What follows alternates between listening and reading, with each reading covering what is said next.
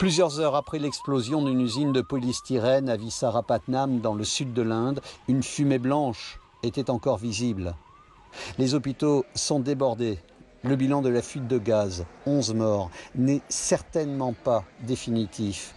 L'image terrible de ces corps sur une route laisse présager un décompte macabre plus dramatique encore. Comme c'est l'été, nous avons dormi avec les fenêtres ouvertes. Et nous nous sommes réveillés dans ce brouillard. Toute la zone était couverte avec cette sorte de brume chimique. Cela nous brûlait. Les gens s'évanouissaient quand ils marchaient.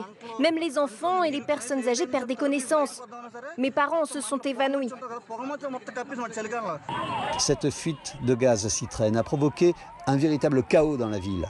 Des centaines de personnes suffocant, s'évanouissant, une confusion totale. Les maisons dans un large périmètre ont été évacuées. L'origine de cette fuite pourrait être en lien avec la pandémie du coronavirus. Après des jours de fermeture en raison du confinement, c'est au moment de la reprise d'activité de cette usine, appartenant au groupe coréen LG, qu'une réaction chimique s'est produite.